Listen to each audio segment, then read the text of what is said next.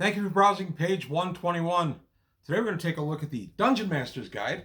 We're going to take a look at two magic amulets, the Amulet of Proof against Detection and Location, and the Amulet of Inescapable Location. Kind of two sides of the same coin. So it's good to take a look at those, and the Amulet of Proof against Detection and Location is actually a deceptively powerful magic item, and I'll go into the details and explain why as we go into the video. Also, just a quick reminder, please subscribe. I'm growing nicely. I want to keep the channel growing. Also, take a look at the Patreon. Help me out there. Anything I buy for the channel is bought strictly through the Patreon. So that really helps the channel out. But that's all I've got for the opening today. We're just going to take a look at the Dungeon Master's Guide for two magic amulets. Today on page 121.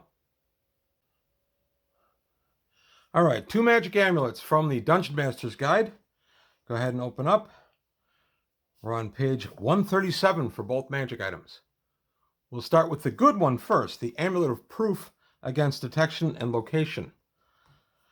This device wards the wearer against all divination and mental or magical location and or detection. The wearer cannot be detected through clairaudience, clairvoyance, ESP, telepathy, crystal balls, or any other scrying devices. No aura is discernible on the wearer, and predictions cannot be made regarding him or her unless some powerful being is consulted. So that seems innocuous enough. Oh, who cares? Well, there's a lot in here that's really good. For one thing, no alignment can be detected. No aura is discernible, which we take to be that you cannot read this person's alignment if they've got this amulet on. They just read as nothing. If you're scrying an area and you find the party that you're scrying, you may see, 4 people in a group talking, but you won't see the fifth if he's wearing this particular amulet. Of course, if you've got a high intelligence and you can discern that somebody's talking to air, you may discern that there's somebody else actually standing there. That depends on your intelligence, how well the DM is running the game, and what the story calls for. I'm going to take a quick look at how much the amulet gains you in experience points. 4,000 experience points. Whereas, of course, the cursed Amulet of Inescapable Location, which is what we're going to take a look at next, gives you nothing. Amulet of Inescapable Location. This device typically worn on a chain or a brooch which pins on. It appears to be an amulet which prevents location scrying, crystal ball viewing, and the like, or detection influenced by ESP or telepathy. Actually, the amulet doubles the likelihood and or range of these location detection modes, however. Normal determination attempts, including detect magic, will not reveal its true nature. So it's the exact opposite of our good friend here, the amulet against proof against detection location. This guy you scream like a beacon for any of those detection spells.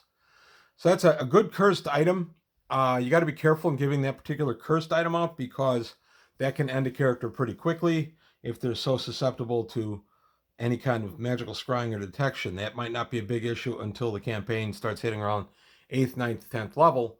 But once you start getting up into those levels, magical detection becomes a bigger thing and could cause problems for the character. It's also a way to kind of kill a character for a player, so I'd be careful about giving that out. That caution is always true, in my opinion, with magic items. I'm hesitant to give out cursed magic items. That's cruel. Yeah, we'll go in a little bit tighter there. But the Amulet of Proof against Detection Location, this is interesting because you cannot be detected through clairvoyance or clairaudience, ESP, telepathy, crystal balls, or other scrying.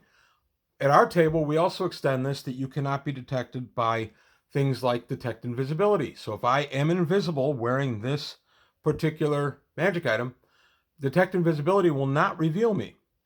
We've had an argument here and there about whether something like the robe of eyes would be prohibited from seeing you, but I still say that the robe of eyes, the magic of the robe of eyes actually brings you in direct view, and this does not talk about direct view being obscured in any way. So I would still allow that. Similarly, we had an argument about somebody who was wearing Eyes of the Eagle, and the guy said, well, wait a minute, those are magic eyes. They're seeing me through magic, therefore my amulet should work against it. I ruled against that as well, because I still ruled it was direct sight. This seems to be more about magical detections. So if I'm invisible and the detect invisibility is used, you would have a hard time picking me out of the crowd. Now, if I have a mirror image spell on, and you use true seeing, does this still work? And we had that question come up as well, and the answer in my table is no. the true seeing is a direct sight thing. Again, I would have it allow you to be picked out from the images in a mirror image, which is what true sight gives you. I would definitely say that the true sight, the direct sight, would actually affect you. Now, if this true sight was being projected through a crystal ball, for instance, then I would say no, because the crystal ball is the medium that is doing the seeing. That's just the way my logic works, and that's the way I rule it at my table. I understand that plenty of other people have different rulings, but this is the way I'm doing it. Also, I said no alignment. If you did a detect life spell on him, I think that's a druid spell, you would not detect anything. It wouldn't detect life or not life. Detect balance would not detect anything. Detect good, detect evil would not. Nothing like that would work on this individual.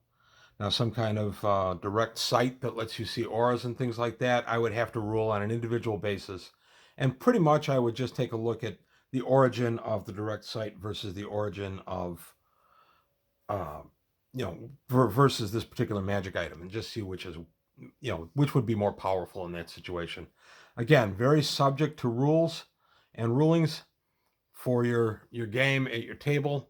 It's one of the reasons I decided to take a look at this item. I love this item. I've given out many over the years because it's actually kind of a passive magic item that doesn't become a big deal in your campaign again until around 8th, 10th, 12th level. Once you start getting up in those levels, then this amulet will actually play a more significant part. I'm not saying it doesn't play some parts at the lower levels, but it really starts to come into its own at the higher levels.